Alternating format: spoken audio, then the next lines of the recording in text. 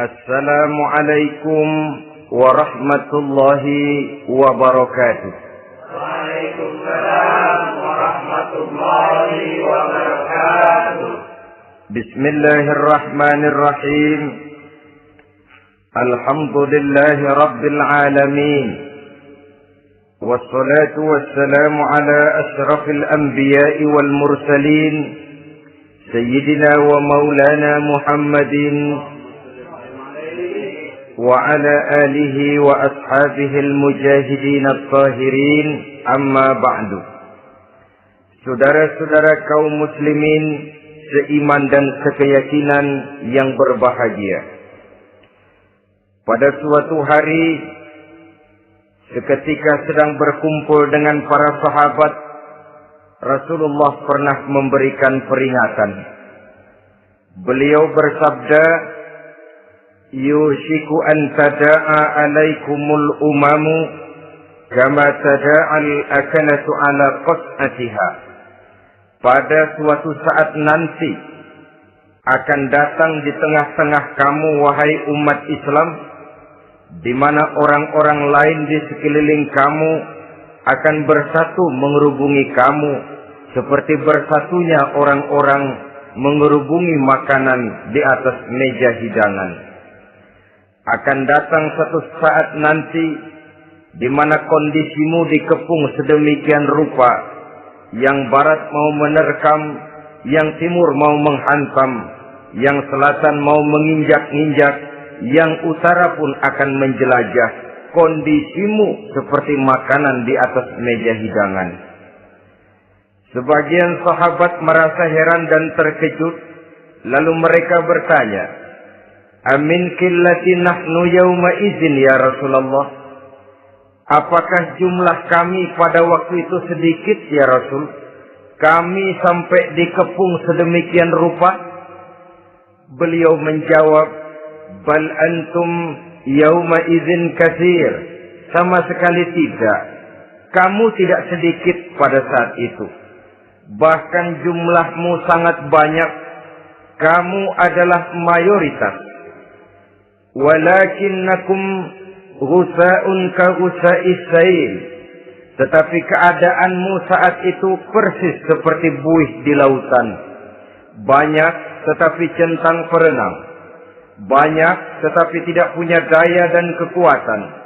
Banyak tapi dipermainkan gelombang lautan, dihempaskan ke tepian pantai tanpa punya makna dan arti. Kondisimu pada saat itu kuantitas yang tanpa kualitas. Sehingga orang lain enak saja mengepung kamu. Akidahmu didangkalkan, dibanjiri dengan peradaban dan kebudayaan yang menjauhkan dari agama.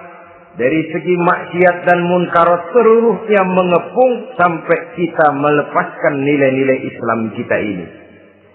Dan celakanya, sambung beliau, wal yanzi'anna fi qulubi aduwikumul mahabata minkum. Akan dicabut kehebatanmu di mata musuh-musuhmu. Sehingga pada saat seperti itu, orang lain memandangmu umat Islam enteng saja, remeh saja, tidak ada apa-apanya. Sudahlah, pokoknya umat Islam sikat saja. Umat Islam enteng, umat Islam kecil, umat Islam tidak ada apa-apanya.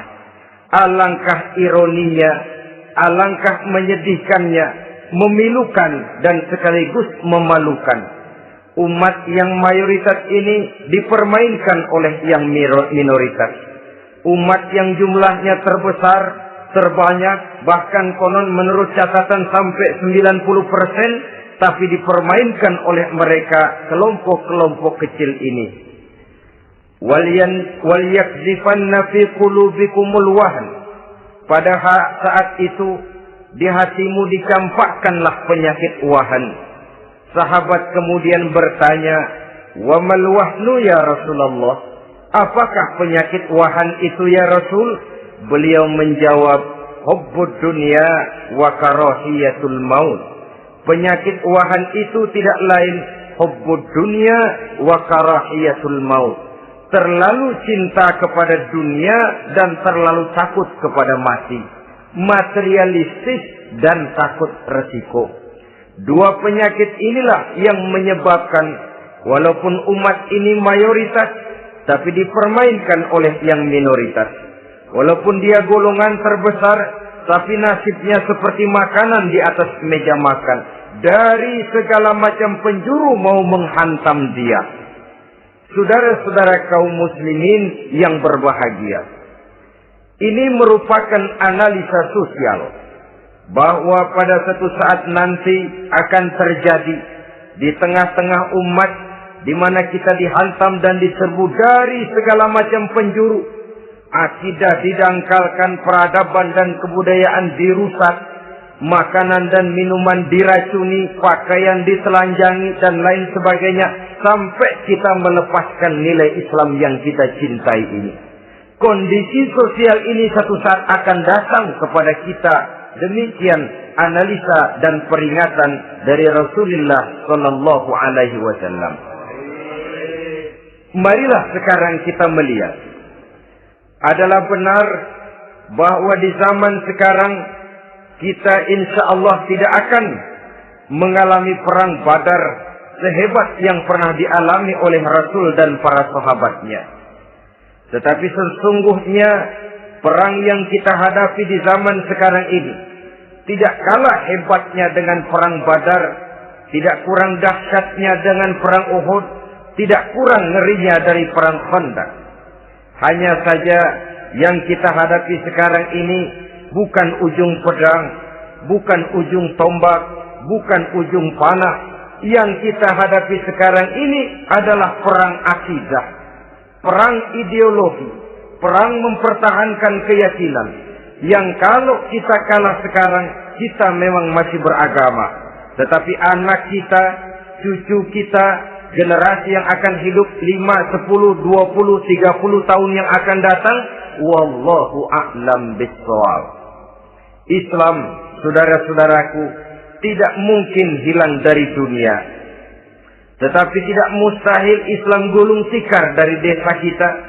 Tidak mustahil Islam gulung tikar dari kampung dan kota kita, jikalau kita tidak menjaganya, jikalau kita tidak memeliharanya, bahkan jikalau kita tidak mewariskannya kepada anak-anak kita, generasi yang akan datang. Marilah kita mengingat sejenak bagaimana Islam di Spanyol yang pernah jaya, pernah mewarnai daratan Eropa, dan yang sekarang hanya sekedar tinggal ceritanya saja. Ini pernah diperingatkan oleh Rasul dalam satu hadis, sayati ala ummati zamanun la yabqal Islam illa ismun wala minal Quran illa rasmun.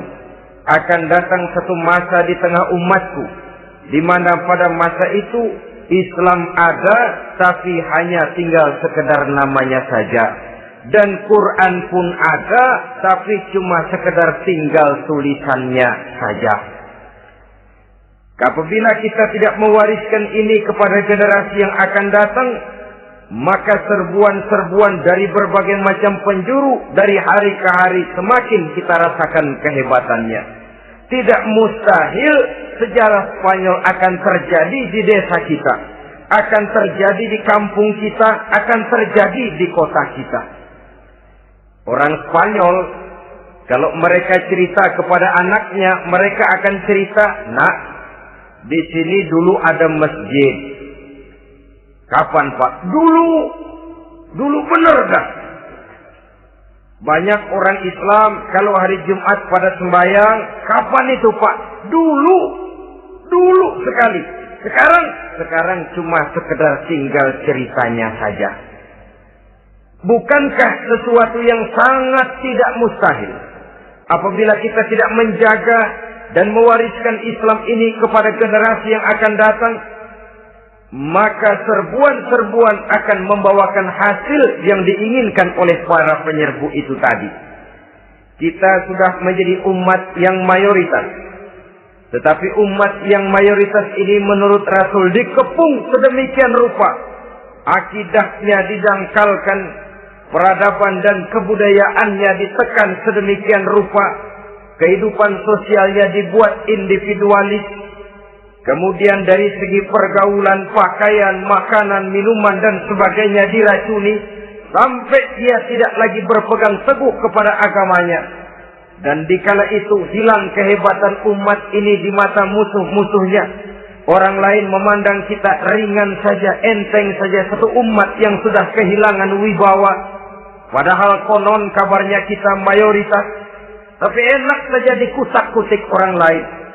Dan dikala itu di hati kita merajalela penyakit uahan. Penyakit uahan itu apa? Pertama, hubbud dunia, terlalu cinta kepada dunia. Terlalu cinta kepada dunia yang menyebabkan kita lupa akan tanggung jawab dan kewajiban, lupa meneruskan dan mewariskan Islam kepada generasi yang akan datang. Kita berlomba hanya untuk mengejar dunia dan seluruh isinya. Baik dia bernama material, baik dia bernama seksual, baik dia bernama pangkat, jabatan dan kedudukan, berlomba-lomba kita di dalamnya. Sampai tercampaklah penyakit hubbud dunia di dalam hati ini. Berurat dan berakar dunia itu. Sulit dan berat kita berpisah daripadanya. Akibatnya kemauan untuk berbuat demi dan atas nama agama sangat sulit terwujud di dalam kehidupan ini. Yang kedua, karahiyatul maut, terlalu takut kepada mati. Baik mati ajal, mati dalam artian yang sebenarnya, baik mati usahanya, baik mati karirnya, baik mati pangkat dan jabatannya. Sehingga dengan demikian akibatnya jatuhlah kita menjadi umat yang kehilangan wibawa di mata orang lain. Saudara-saudara kaum muslimin rahimakumullah. Saya katakan tadi, perang yang kita hadapi di zaman sekarang adalah perang akidah. Perang menghadapi peradaban dan kebudayaan yang menghancurkan moral daripada anak-anak kita. Perang menghadapi banjirnya maksiat dan munkarat. Yang di tengah-tengah itu, di samping berkewajiban menjaga diri dan keluarga, kita pun juga berkewajiban menjaga anak-anak kita, generasi yang akan datang. Mengarahkan dan mendidik mereka sesuai dengan yang dikehendaki oleh Allah Subhanahu wa ta'ala. Oleh sebab itu, pada pertemuan kali ini, yang akan saya bicarakan ialah bagaimana idealnya seorang muslim lebih dahulu memberikan pendidikan kepada anak-anaknya. Di tengah satu situasi dan kondisi di mana serbuan datang silih berganti melanda dan menghantam umat Islam, kemana anak-anak kita ini harus kita arahkan? Karena kita orang tua mempunyai tanggung jawab. Anak adalah amanah. Menyia-nyiakan amanah adalah dosa, dan dosa itu merupakan satu dosa yang besar. Bahkan orang tua bisa saja masuk neraka kalau tidak bertanggung jawab tentang anak-anaknya. Satu riwayat menjelaskan ada orang soleh, ngajinya cukup, sholatnya cukup, puasanya cukup, zakatnya cukup, di mana ada majelis taklim hadir, baca Quran hobi, fitnah orang tidak pernah. Di akhirat setelah disidang dia ternyata lebih banyak kebaikannya daripada kejahatannya, maka dia pun diperintahkan dan dipersilahkan masuk ke dalam surga. Giliran anaknya disidang, biang okem nih anak. Ditanya, siapa Tuhanmu? Tidak tahu. Siapa nabimu? Tenyaho. Apa kitabmu? Ora gelem. Kamu pernah sholat? Tidak. Zakat? Tidak. Puasa? Tidak. Judi? Hobi. Zina? Tiap malam. Mabuk? Berat. Wah, brengsek kamu. Kebaikan tidak ada barang sedikit pun, sementara kesalahan dan dosa berlipat ganda. Kamu neraka. Anak ini protes. Benar, saya tidak kenal siapa Tuhan saya. Saya tidak tahu siapa nabi saya. Saya tidak tahu kitab suci dan kiblat saya. Saya tidak sholat, tidak zakat, tidak puasa. Tiap malam saya judi, saya zina, saya mabuk. Tapi saya kerjakan semua itu karena saya tidak tahu dan orang tua saya tidak pernah memberitahu saya. Dia enak-enakan hadir di majelis taklim, saya nyekek botol, didiemin saja. Dia enak-enakan baca Quran, saya zina, didiamkan saja. Saya bukan tidak mau, orang tua saya sama sekali tidak pernah mendidik saya. Dia mau benar sendiri. Maka kalau sekarang saya harus masuk ke dalam neraka, saya menuntut agar orang tua saya ikut sama-sama bergabung dengan saya ke dalam neraka. Gara-gara dia tuh saya jadi begini. Orang tuamu yang mana? Tuh, yang barusan mau ke surga. Ini orang tua yang sudah mau berangkat ke surga dipanggil. Sebentar dulu, Mas. Ini benar anak kamu? Iya, Pak. Waktu di dunia kamu tidak pernah ajarin dia ngaji? Sampai dia tidak kenal Tuhannya, tidak kenal nabinya, tidak kenal kiblat dan kitab sucinya? Iya, Pak. Dia tidak sholat, kamu diamkan saja. Dia tidak puasa, tidak zakat, kamu bersikap masa bodoh. Bahkan dia judi, dia zina, dia mabuk, kamu pun berdiam diri saja. Iya, Pak. Tahukah kamu bahwa anak ini adalah amanah? Menyia-nyiakan amanah artinya khianat, dan khianat adalah dosa yang sangat besar. Kamu tidak bertanggung jawab, maka kamu, anakmu gabung ke dalam neraka. Saudara-saudara kaum muslimin rahimakumullah. Itu sebabnya Allah pesan benar-benar, ya ayyuhalladzina amanu qu anfusakum wa ahlikum nara. Hai orang-orang yang beriman, jaga dirimu dan keluargamu, istri, anak, orang-orang yang menjadi tanggung jawab dan kewajiban kita, jaga dan pelihara mereka dari api neraka. Saudara-saudara kaum muslimin, lalu kalau kita orang-orang tua yang hidup di zaman sekarang ini sudah sering beristighfar, mengurut dada, melihat situasi, membaca peta keadaan, konon tantangan yang akan dihadapi oleh anak-anak kita 15, 20, 25 tahun yang akan datang jauh lebih berat dari apa yang kita hadapi sekarang ini. Maka adalah wajar jika kita sebagai orang tua yang cinta kepada agama, cinta kepada anak-anak kita, berpikir untuk mewariskan nilai-nilai yang luhur ini kepada anak-anak kita generasi yang akan datang. Bagaimana pada mulanya kita harus mendidik mereka? Mari kita telusuri apa yang dicontohkan oleh Al-Quranul Karim. Orang-orang tua bijaksana yang diceritakan dalam Al-Quran, kalau sudah berpikir tentang anak-anaknya generasi yang akan datang, pendidikan pertama yang diberikan kepada anaknya ternyata adalah persoalan akidah. Nabi Ibrahim, pertanyaan yang paling merisaukan beliau buat anak cucunya ialah, ma ta'buduna min ba'di. Saudara bisa lihat surah Al-Baqarah ayat 133. Anak-anakku, kalau pada satu saat nanti aku, ayahmu ini sudah tidak ada lagi, meninggalkan kamu semua, meninggalkan kehidupan dunia ini, ma ta'buduna min ba'di, apa yang akan kamu sembah nak kalau ayah sudah tidak ada lagi? Jikalau ayahmu sekarang masih rajin ke masjid, melakukan rukuk dan sujud, i'tikaf dan membaca Quran, kalau satu saat ayahmu meninggalkan dunia ini, masihkah engkau mau ke dalam masjid? Masihkah engkau rukuk dan sujud? Masihkah engkau i'tikaf? Ma ta'buduna min ba'di, apa yang akan kamu sembah kalau aku ayahmu tidak ada lagi nak? Ditanamkan bukan hanya keyakinan bertauhid, sekaligus juga menyembah kepada Allah yang kita yakinkan dengan tauhid itu tadi. Bukankah berbeda dengan kita kebanyakan orang tua sekarang? Kita tidak pernah berpikir ma ta'buduna min ba'di. Kalau bapak tidak ada, kamu nyembah apa nak? Kita orang tua sekarang pagi-pagi malah berpikir ma ta'kuluna min ba'di. Kalau bapak nggak ada, kamu nanti makan apa nak?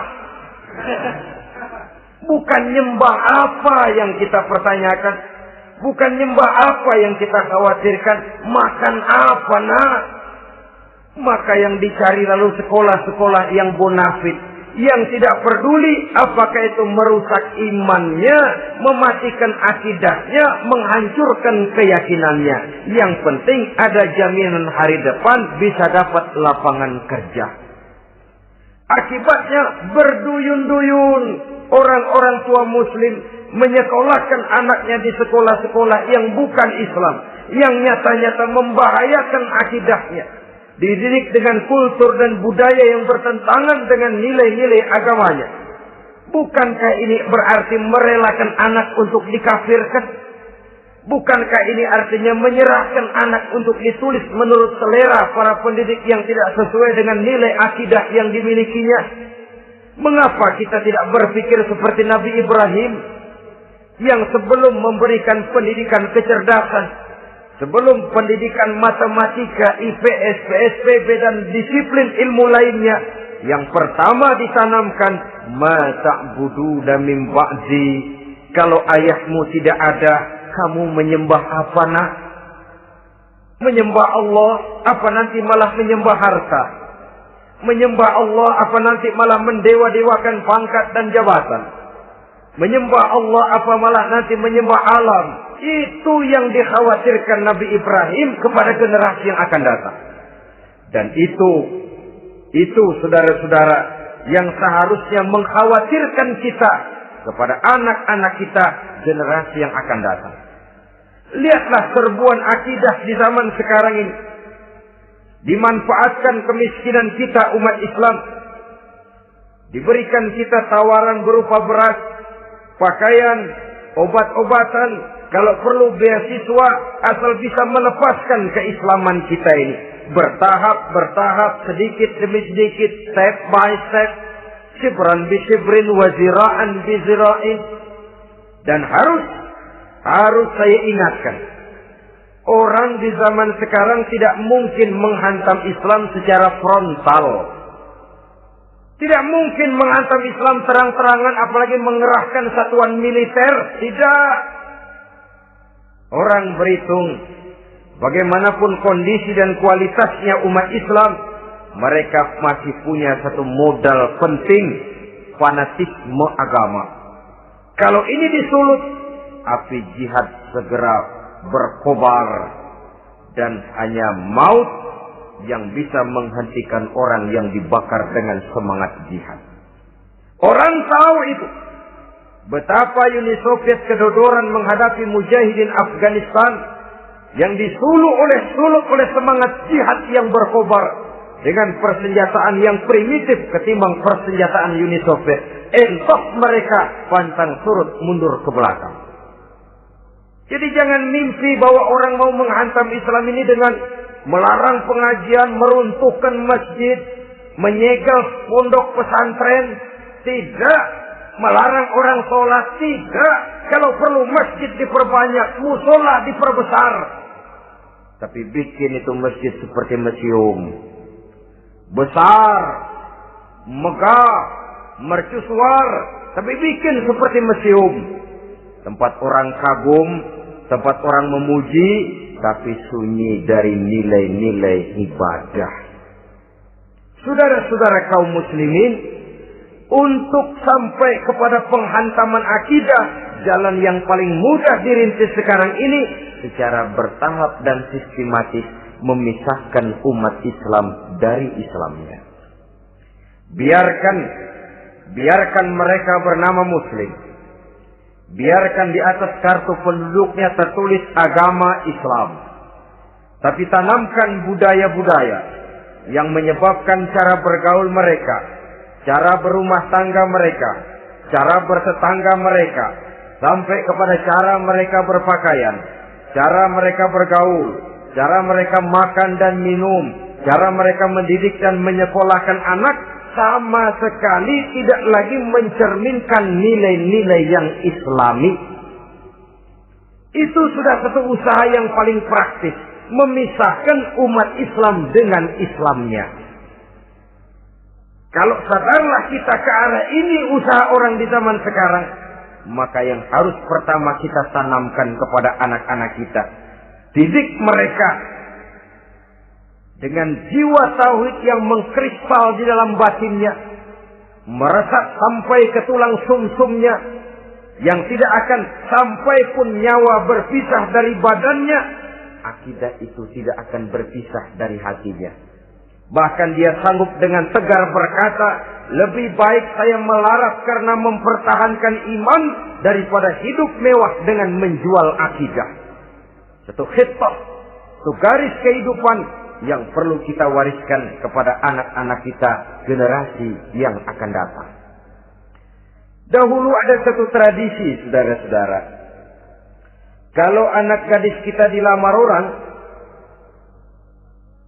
lalu bertanya, anakmu mau ngelamar gadis saya, apa sudah khatam Quran berapa kali? Apa sudah bisa baca kitab macam-macam dan lain sebagainya? Sehingga lahirlah satu kebanggaan. Apapun motifnya, tapi pertanyaan semacam ini zaman sekarang sudah langka. Paling-paling yang ditanya kalau anaknya dilamar orang, anakmu kerja di mana? Gajinya sebulan berapa? Kendaraannya bebek apa soang? Apa-apa? Itu yang kita pertanyakan, berkisar di seputar materi, kerja, job, status sosial, dan lain sebagainya. Perkara bisa baca Quran atau tidak, nomor 18. Perkara sembahyangnya rajin apa tidak, nomor 36. Saudara hadirin, akibatnya terjadi pergeseran nilai.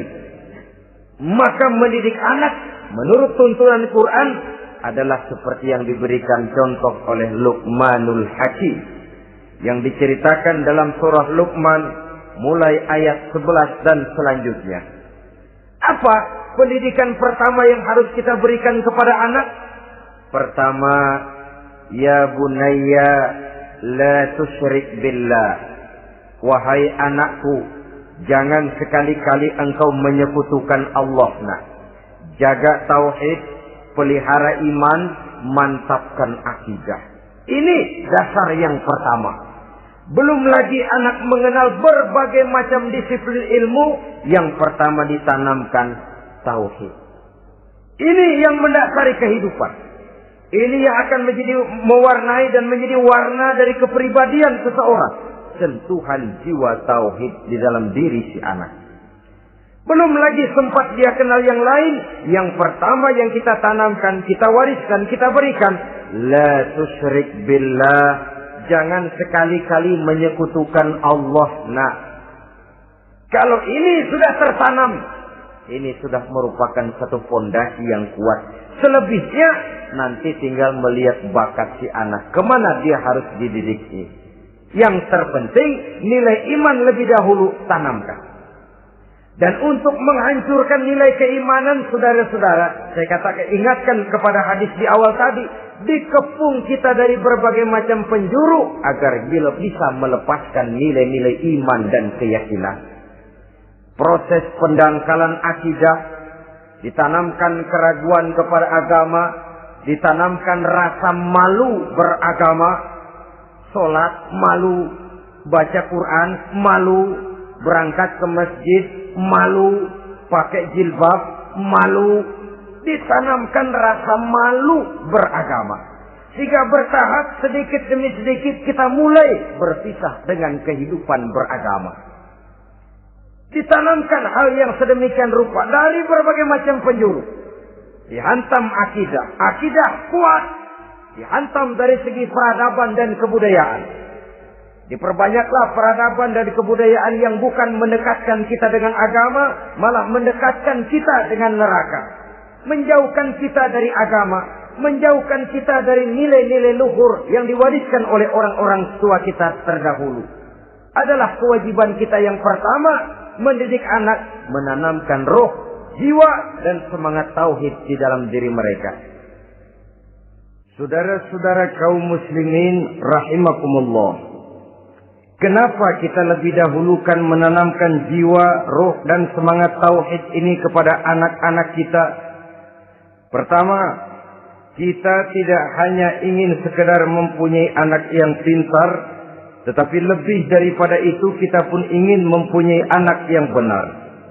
Segala macam disiplin ilmu, segala macam bentuk penalaran ilmiah dan pengisian intelektualitas manusia mungkin di satu sisi akan membuat dia pintar, tapi di sisi lain belum tentu akan membuat dia benar.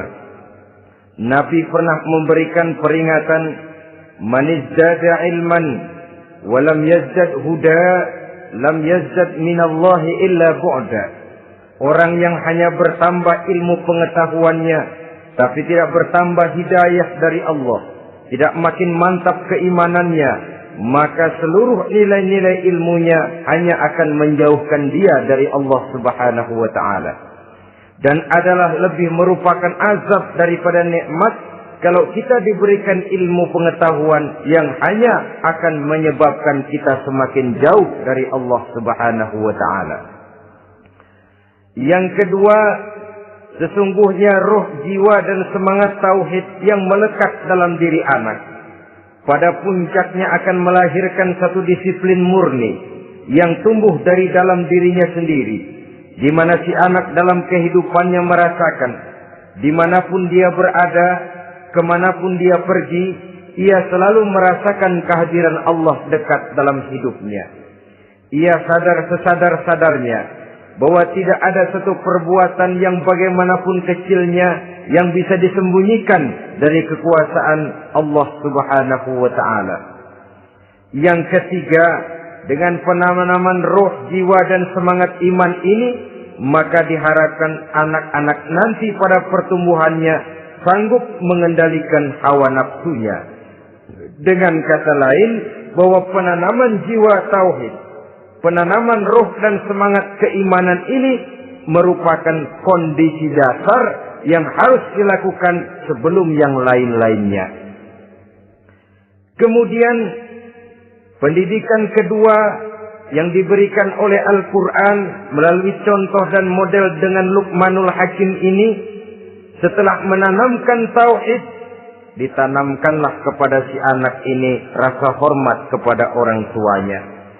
Wa wassaynal insana biwalidayhi, dan kami wasiatkan kepada manusia untuk berbakti kepada ibu bapaknya. Hamalathu ummuhu wahnan ala wahnin, karena ibunya telah mengandungnya dengan kepayahan di atas kepayahan. Maksudnya dengan kepayahan dan kelelahan yang berlipat ganda. Sehingga ketika Rasul ditanyakan orang, "Ya Rasul, siapa yang paling harus saya taati di dunia ini?" Beliau menjawab, "Ibumu." Kemudian, "Siapa lagi ya Rasul?" "Ibumu." Setelah itu, "Siapa lagi ya Rasul?" "Ibumu." Dan kemudian, "Siapa ya Rasul?"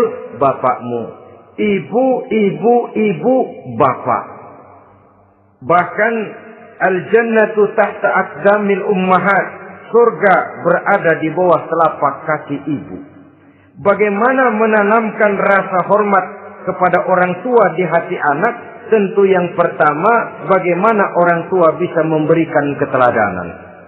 Marilah kita sebagai orang-orang tua ini menyadari bahwa sebelum anak kenal sekolah dasar, sebelum anak kenal TK, ibtidaiyah, sanawiyah, sampai kepada perguruan tingginya, yang pertama dia kenal adalah lingkungan rumah tangganya, gurunya adalah ibu bapaknya. Di sini berlakulah apa yang dinamakan keteladanan. Keteladanan jauh lebih berhasil daripada sekedar teori-teori yang muluk. Keteladanan jauh lebih berhasil daripada berbagai macam indoktrinasi dan penataran. Kurangnya keteladanan akan menyebabkan anak mencari pola. Apabila kita orang tua ini tidak bisa memberikan keteladanan yang baik kepada anak-anak kita, maka pada suatu saat anak-anak akan menganggap enteng dan kehilangan wibawa kita sebagai orang tua di mata mereka. Dikala itu akan sangat sulit kita membentuk kepribadian mereka. Bukankah di zaman sekarang ini kita banyak mengalami krisis wibawa, krisis figur? Ada yang karena rapotnya merah melulu, gurunya dikeroyokin. Pak guru pulang sekolah dicegat. Bahkan nyaris ada orang tua pernah dibunuh oleh anaknya sendiri. Dan lain sebagainya, kasus-kasus yang sebenarnya tidak perlu terjadi. Karena memang bukan saja bertentangan dengan nilai budaya kita sebagai bangsa, tapi juga bertentangan dengan ajaran agama kita sendiri. Krisis wibawa, krisis figur, yang juga akibatnya harus kita sadari banyak faktor yang membentuk kepribadian anak. Pergaulannya, yang dibacanya, yang ditontonnya, yang disaksikannya di dalam kehidupan. Benar kita menyekolahkan mereka, tapi berapa jam mereka di sekolah? 6 jam, 7 jam paling lama. Sedangkan mereka hidup 1 hari 1 malam 24 jam. Kalau cuma 7 jam di sekolah, ini berarti lebih banyak dia di luar sekolah. Dan di luar sekolah itu artinya ya rumah tangganya, ya temannya, ya lingkungan di mana dia tinggal, yang seluruhnya sangat besar pengaruhnya dalam ikut membentuk kepribadian anak-anak kita. Saya katakan tadi, di samping kita menghadapi perang akidah, kita pun berhadapan di dalam perang menghadapi peradaban dan kebudayaan yang bukan saja menjauhkan kita dari agama, tetapi sanggup menghancurkan moral daripada anak-anak kita. Secara pribadi, saudara-saudara, saya iri, saya kagum misalnya dengan kemajuan yang diperoleh oleh negara tetangga kita, Jepang misalnya. Padahal tahun 45 ia pun hancur lebur oleh meledaknya atom di Hiroshima dan Nagasaki. Tapi bagai satu tenaga raksasa kemudian Jepang bangkit menjadi satu negara superpower di Asia. Bahkan gurunya saja Amerika sekarang ini kewalahan menghadapi perang dagang dengan Jepang ini. Dan yang menarik, Jepang bisa maju dan modern dengan tetap menjadi Jepang. Tanpa harus kehilangan identitasnya sebagai satu bangsa. Tanpa harus kehilangan kepribadiannya sebagai satu bangsa. Sebagai negara yang sedang berkembang, kita sering latah. Kita ingin meniru Barat, tapi bukan teknologinya, westernisasinya yang kita tiru. Bukan isinya, kulitnya yang kita ambil. Akibatnya apa? Modernnya belum, orangnya sudah Barat. Bergaulnya sudah cara Barat, berumah tangganya sudah cara Barat, berpakaiannya sudah cara Barat, mendidik anaknya sudah cara Barat. Di mana ketemu orang tua cukup hello daddy. Kulitnya kita ambil, sementara isinya kita campakkan. Ironi dan menyedihkan. Padahal kita sesungguhnya bisa maju dan modern. Bisa mengejar segala ketinggalan dan keterbelakangan kita. Dengan tetap menjaga nilai-nilai luhur budaya kita sebagai satu bangsa. Mengambil isinya. Dan kalau memang tidak perlu, lalu mencampakkan kulitnya. Pengaruh peradaban dan kebudayaan yang menghancurkan moral daripada anak-anak kita. Oleh pesatnya arus teknologi. Oleh pesatnya arus komunikasi. Di mana hal-hal yang terjadi di belahan dunia lain dapat kita saksikan hari ini juga melalui layar televisi yang terjadi di Amerika, di Eropa, di Afrika, di ujung dunia yang paling ujung sekalipun. Di ujung dunia yang paling ujung, hari ini kejadian, hari ini sudah bisa kita saksikan. Pesatnya arus komunikasi, kalau jatuh ke tangan anak-anak kita yang belum mempunyai filter, daya saring positif, akan dicerna oleh mereka tanpa memilah dan memilih. Akibatnya orang kampung bilang kelolodan. Makan nggak dikunyah lagi. Tentu saja akhirnya kelolodan. Dan kalau sudah kelolodan, menyusahkan kita seluruhnya. Oleh karena itu budaya menghormati orang tua perlu dijaga, perlu dipelihara dan diwariskan kepada anak-anak kita. Tali silaturahmi sehingga ada respeknya kepada orang tuanya. Jangan bapaknya dianggap CS, ibunya dianggap CS, kakeknya dianggap CS. Hilang rasa respek, hilang rasa menghormati. Sementara orang tua sendiri tidak bisa memberikan keteladanan, kurang mendapat perhatian dan lain sebagainya. Apalagi kalau baik ibu maupun bapak adalah orang-orang karier yang setiap hari sibuk menghadapi tugas masing-masing. Bapak sibuk rapat, pindah kantor sana kantor sini, ibu sibuk arisan, besarlah anak-anak di tangan pembantu dan lain sebagainya, sehingga dia merasa kurang mendapat perhatian, dan ini akan ikut membentuk warna dari kepribadian yang dimilikinya. Sampai kepada pelosok-pelosok desa, jaringan televisi memang menguntungkan.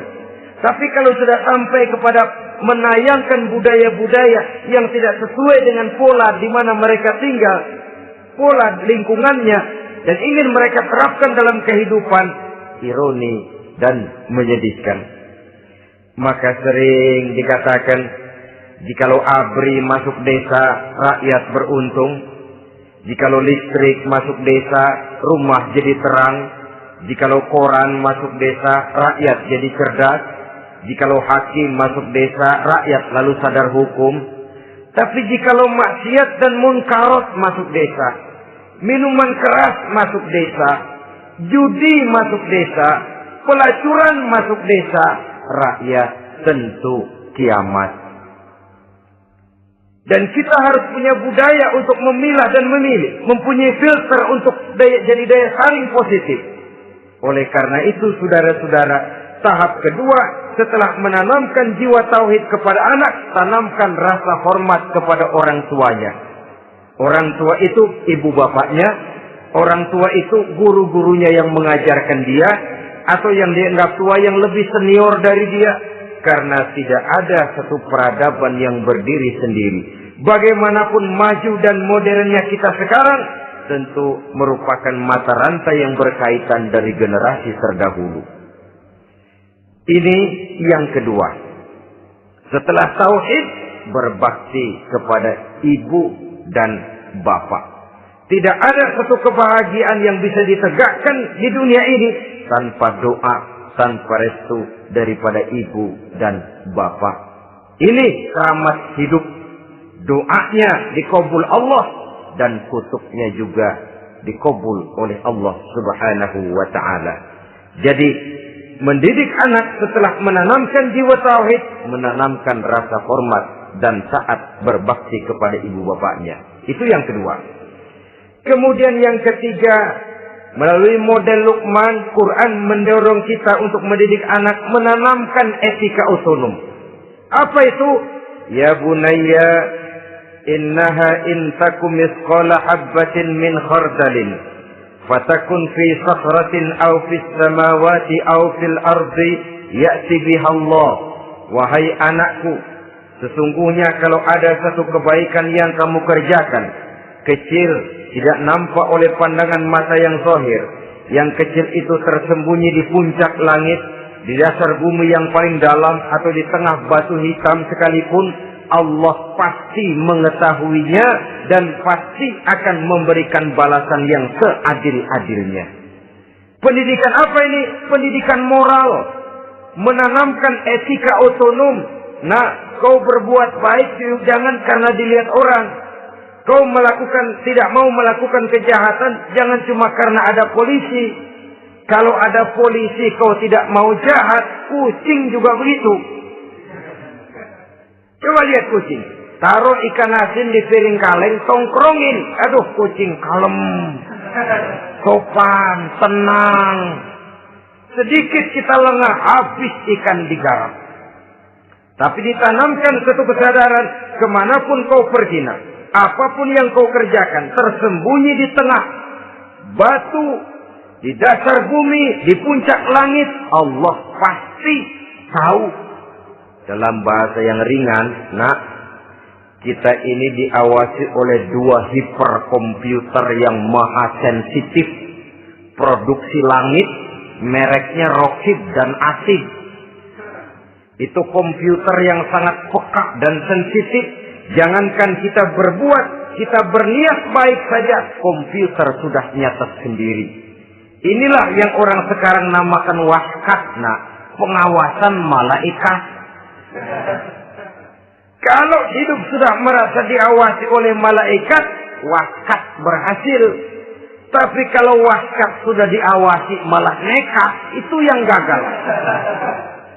Atau yang diawasi dan yang mengawasi sama-sama sepakat, nah, itu juga bisa cincai. Saudara-saudara kaum muslimin rahimakumullah. Waskat dalam pengertian kita muslim, bagaimana hidup ini merasakan diawasi oleh malaikat. Intelektualitas yang tinggi sekalipun, IQ yang nilainya plus sekalipun, disiplin ilmu yang bagaimanapun banyak yang memenuhi benak kita, tanpa diiringi oleh etika otonom, orang sering mencari celah dan kesempatan. Mencari celah dan kesempatan. Tapi kalau sudah merasa, kemanapun saya pergi, dimanapun saya berada, kebaikan bagaimanapun sekecilnya saya lakukan, toh Allah pasti akan memberikan balasan. In khairan fa khairun, wa in syarran fa syarrun. Jikalau baik, baik balasan yang kita terima. Jikalau jahat, jahat kejahatan yang kita terima. Kalau sudah ke arah ini kita berpikir, maka sesungguhnya kalau kita berbuat baik kepada orang lain, hakikatnya kita sudah berbuat baik kepada diri kita sendiri. Lalu tidak ada merasa rugi berbuat baik kepada orang. Karena manakala dia melakukan kebaikan kepada orang lain, artinya dia sudah berbuat baik untuk dirinya sendiri. Jadi setelah tauhid, kemudian berbakti kepada ibu bapak, yang ketiga baru pendidikan tentang akhlak, tentang moral. Pola ini yang sering terlupakan oleh kita. Bahwa bagi kita itu pendidikan tidak lain upaya mencerdaskan otak anak. Jangan sampai sebab ini kelihatannya pembangunan makin maju, persaingan hidup makin tajam, tensi ekonomi semakin tinggi. Sementara jumlah tenaga kerja dengan lapangan kerja yang tersedia jauh dari mencukupi. Jikalau tidak membekali anak dengan pendidikan yang menunjang lapangan pekerjaan, orang tua khawatir, takut sekali anaknya jadi gelandangan. Dikhawatirkannya kehidupan dunia ini, sementara dia lupa kalau anaknya bisa jadi gelandangan di akhirat. Padahal selama-lamanya gelandangan di dunia, paling seumur manusia itu 60 tahun, 70 tahun lah umur orang sekarang. 70 itu sudah luar biasa itu. Tapi kalau harus menggelandang di akhirat, menjadi gelandangan di akhirat, alangkah menyedihkannya. Apakah akan kita korbankan satu kehidupan yang langgeng, abadi, cuma karena tertipu oleh fata morgana dan kamuflase? Kita korbankan yang sedikit, kita korbankan yang besar karena kita memilih yang sedikit. Dalam bahasa Al-Quran memang pernah diceritakan hidup ini hakikatnya perlombaan, saudara-saudara. Perlombaan. Dan di dalam perlombaan itu ada yang menang, ada yang kalah. Al-Quran lalu memberikan peringatan. Alhaakumut takatsur. Kamu telah lalai karena berlomba-lomba memperbanyak harta, mempertinggi pangkat dan kedudukan. Hatta zurtumul maqabir. Sampai kamu akan masuk ke liang kubur baru sadar. Apalagi kalau nafas sudah sampai di tenggorokan. Persis Fir'aun sudah tenggelam di lautan merah, mau mampus, baru dalam sekaratnya amantu bi Rabbi Musa wa Harun. Kalau begini caranya, saya juga percaya kepada Tuhan Musa dan Harun, percaya kepada Allah. Sudah mau mati, baru amantu bi Rabbi Musa. Kami percaya kepada Tuhan Nabi Musa, kata Fir'aun.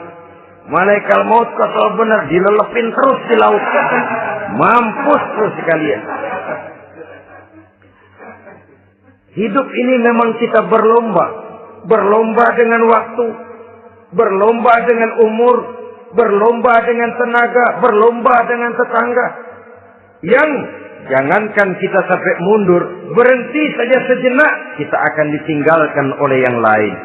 Tiada kata mundur. Bahkan tiada kata berhenti. Sekali kita melangkah, melangkahlah terus. Tapi berlombalah seperti yang dikehendaki Quran. Fastabiqul khairat. Berlomba-lombalah di dalam kebajikan. Jangan berlomba-lomba di dalam kemaksiatan, kemunkaran, kejahatan. Berlombalah dalam urusan kebaikan. Saudara-saudara kaum muslimin rahimakumullah. Tauhid, berbakti kepada ibu bapa, kemudian pendidikan tentang moral. Apabila pendidikan tentang moral sudah tertanam, barulah lihat bakat si anak. Kemana bakatnya? Anak saya kelihatannya dari kecil demennya main bedil-bedilan saja. Berikan itu. Kirim ke Magelang, masukkan akabri. Tapi dengan syarat 3 itu tadi. Iman sudah tertanam, rasa bakti kepada ibu bapak sudah ada dan punya nilai moral. Sehingga boleh jadi nanti dia menjadi jenderal yang beriman, yang berbakti kepada ibu bapaknya dan punya moral yang tinggi.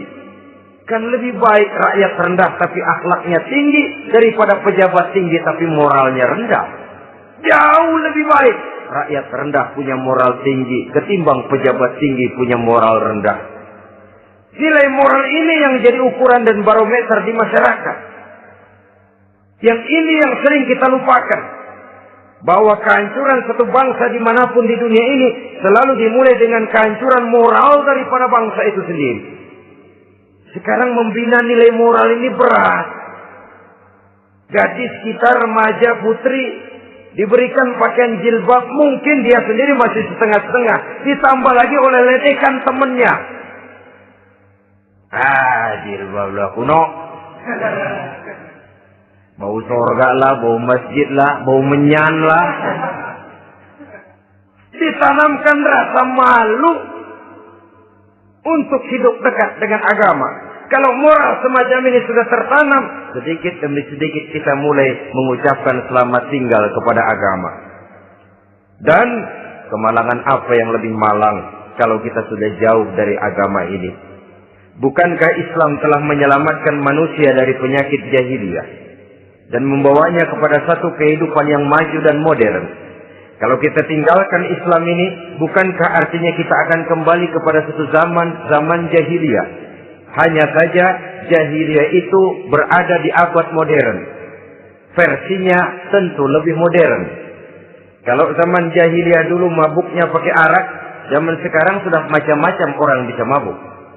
Kalau zaman jahiliyah dulu anak perempuan dikubur hidup-hidup, zaman sekarang kadang-kadang belum sempat lahir ke dunia, malah sudah dibunuh lebih dahulu. Versinya saja yang berbeda.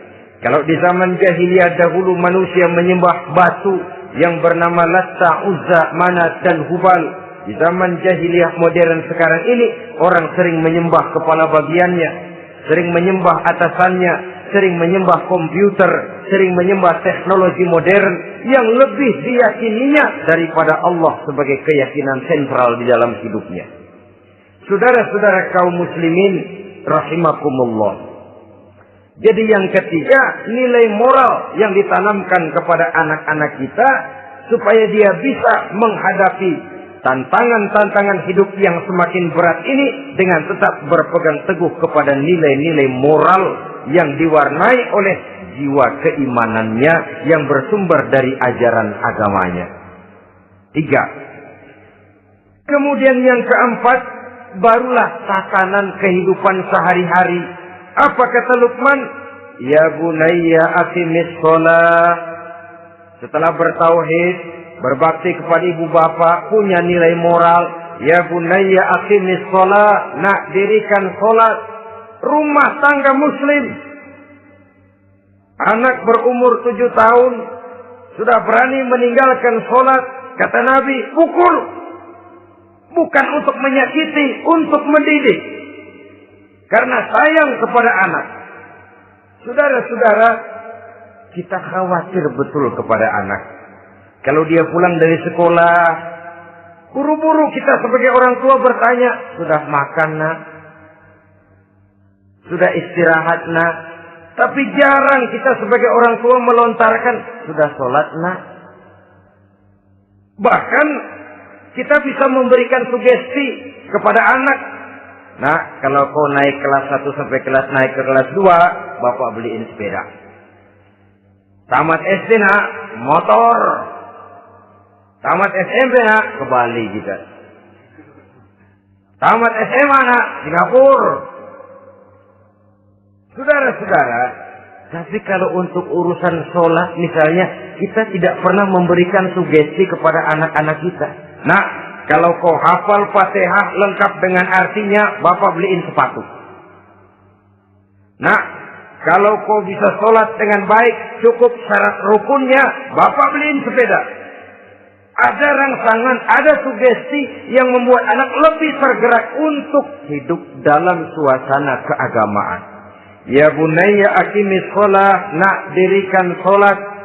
Sebab ini sandaran vertikal yang paling langsung antara manusia dengan Tuhannya. Menyadari bahwa sepanjang yang bisa dilakukan oleh manusia hanyalah berusaha dan berusaha. Dan kepastian sepenuhnya ada di tangan Allah.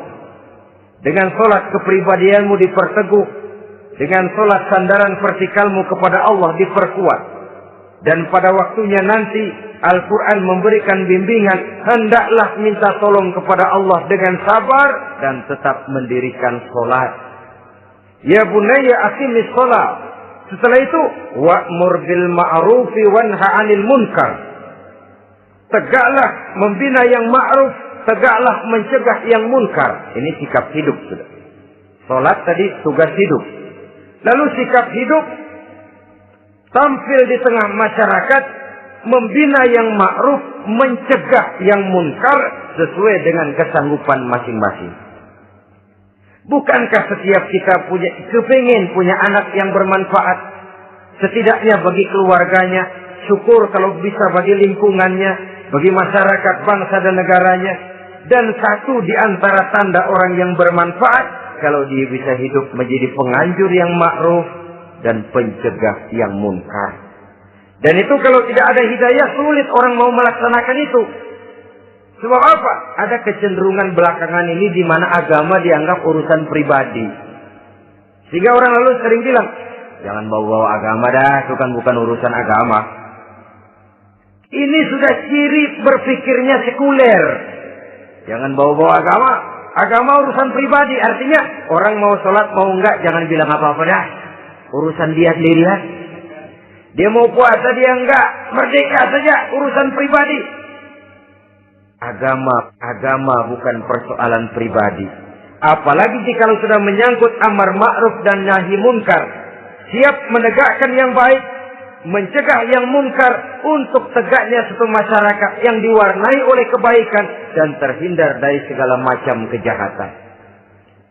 Dan terus ayat-ayat selanjutnya mencerminkan sikap hidup. Namun yang intinya cara mendidik anak yang baik yang dicontohkan oleh Al-Quran dengan Luqmanul Hakim sebagai model. Pertama, tanamkan tauhid. Yang kedua, tanamkan rasa hormat dan berbakti kepada ibu bapaknya. Yang ketiga, tanamkan moral, nilai akhlak yang tinggi. Setelah itu yang keempat, biasakan hidup dalam suasana keagamaan. Kontrollah sholatnya, kontrollah baca Qur'annya, kontrollah puasanya di bulan Ramadan. Ajaklah anak-anak sholat berjamaah, sehingga dengan demikian dia terbiasa oleh satu suasana yang mendekatkan dia dengan nilai agamanya.